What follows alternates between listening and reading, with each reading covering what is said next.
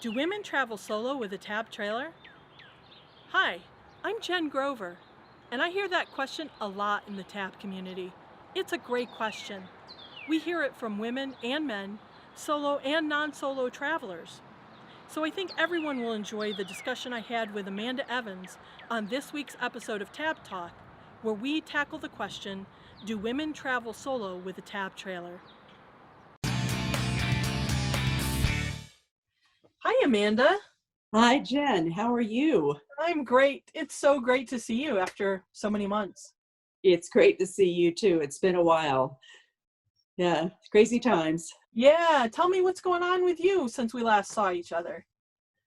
Well, we saw each other, I think, in June. In May, I had taken off to full time, retired, and then hit the road full time. So I was basically traveling all over the U.S.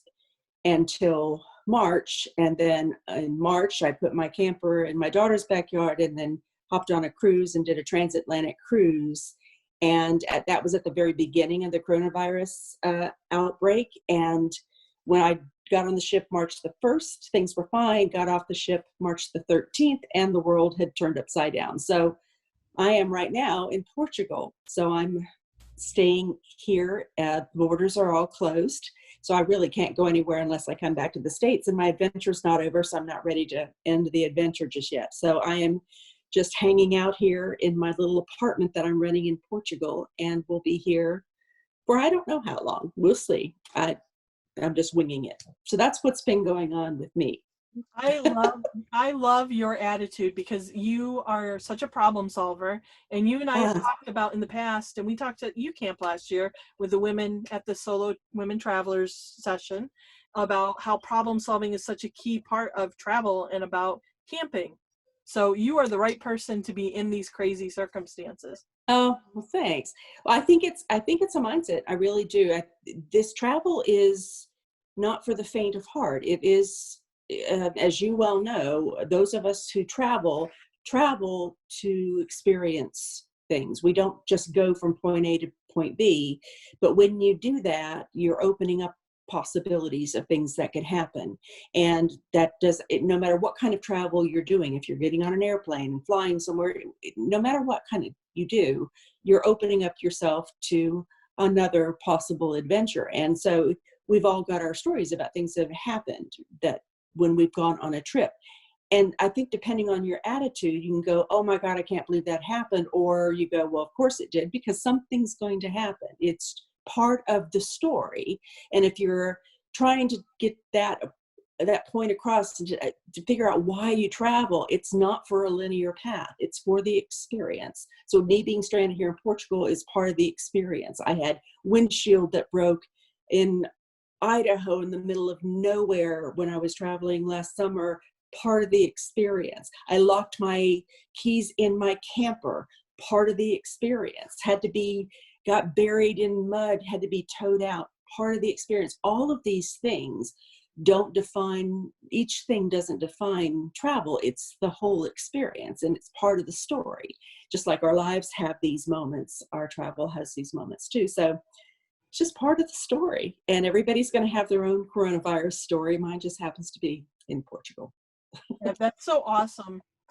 That's, Well, it's such a great segue to what we want to talk about today, because you and I both know that a question we hear over and over is, do women travel solo with a tab?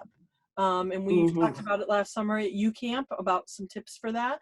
And I thought it'd be a great question to answer and sort of memorialize on YouTube so other people who are just starting to explore the possibility of towing with a tab have some thoughts around it. So tell me, what would you say to somebody who asks you, do women travel solo with a tab? I think it's a very good question. It's one I certainly had, because when I planned for my retirement to travel for full time and was going to get a camper. I knew I was going to do that. But I wasn't sure if I was going to get an RV, if I was going to get a camper. And I was vacillating back and forth. And my cousin actually introduced me to an 80-year-old woman up in Tallahassee. So I went up to meet her. She brokered the meeting. Her name is Margie. So hello, Margie, if you're watching. She was 80 at the time. And she had just gotten back from a trip from Florida to Ohio to do bird watching. I think it was a migration. It was a big event up in Ohio. And she took a teardrop camper and 80 years old, hooked that sucker up and drove up to Ohio. So I spent a whole evening with her just picking her brain, and the idea of pulling a camper wasn't something I actually thought of. I was a tent camper, and then I thought, well, maybe I'll get like a Winnebago or something like that. I really didn't know, but pulling a camper wasn't up there. So when I had that conversation with Margie, it was like, if she can do that at 80, I can do that. I was just she was so inspiring. So that's when I started stalking. I looked at a lot of campers and I found the Tab. And that's just a step up from the teardrop that Margie had. And then it was like, oh my gosh, I could have a bathroom inside. I wouldn't have to go to the bathhouse in the middle of the night with mosquitoes or in the rain. And you reach a certain age where that's kind of important, these things. And then I started, actually, you were inspiring to me because I saw the forum post. You were already in your camper at the time I was looking at ordering mine, and started reading that. I was a little intimidated. No, I'm good. That's a lot. I was very intimidated by the whole idea of pulling a camper and battery maintenance and sewer and all of the, I knew nothing about any of these things. Backing up the car to hook to the camper, making sure the wiring, all of that scared the bejesus out of me. And I think a lot of people are in that same boat. And it's so fascinating because I think we've got such a great community of owners in the Tab community where all of these questions get answered. They get asked a million times. We all ask the same questions in the beginning, and they get answered patiently and carefully. And every single new owner goes through the same learning curve. Every single new male or female, doesn't make any difference. Nobody was born knowing how to pull a camper.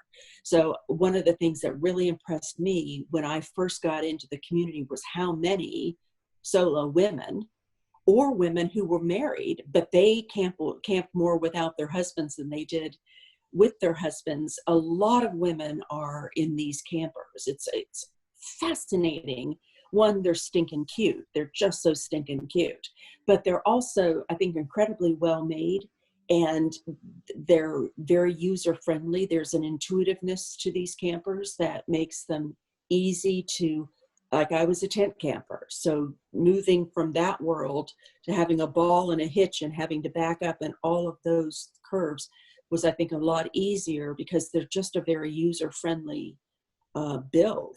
So I think there's a lot of us out there, probably more than we have any idea. It'd be wonderful to know how many of us who are solo women out there pulling these campers, because there's a lot of us. And you and I've talked about that. I don't think we have any idea how many women are out there. No, because we know just a fraction of them connect on social media. It's definitely not the whole. I meet people all the time when I travel who are towing the Tab, and they've never heard of the Facebook groups, and they don't do Facebook, or they don't go on the forums. And so it is a large audience, and there are a lot of women, and it's really interesting because I came to the Tab from a completely different perspective. I did not grow up camping. To my family, camping was the Holiday Inn, and I became interested in landscape photography, which required me to get up early. And so I would get up early, and I was getting up at 2:00 in the morning sometimes just to drive, to hike to the locations I wanted to be at for sunrise. And I had a near miss with an elk on a bridge outside of Estes Park at probably 3 in the morning. And it was very close. It was so close I thought I'd actually hit the elk, which is a scary thing. They're very large animals. Very. And so I realized it would be safer for me, and I would not risk falling asleep if I was closer to where I was shooting. And so I began to explore the idea of camping. By 2012, I had bought a rooftop tent for my Jeep. So on top of my Jeep, away from all the critters, because I was deathly terrified of, and I still am, of snakes. I'll confess that. The bears a little bit, but the snakes are scarier to me than the bears, actually. So I started with a rooftop tent. I progressed to putting that on a small old military trailer, very tiny, still very rustic. I did that for that combination for 2 years. And then I had an opportunity to buy a Tab, which I had seen for years and really been a fan of because they are just the most adorable things ever. And I watched people, they seemed simple. They didn't seem overwhelming. So I Yeah. never fancied myself a camper or an RVer, yet here I am. I really enjoyed that conversation with Amanda and hope you did too. If you did, don't forget to hit the thumbs up button, subscribe, and drop a comment below. Thank you for watching.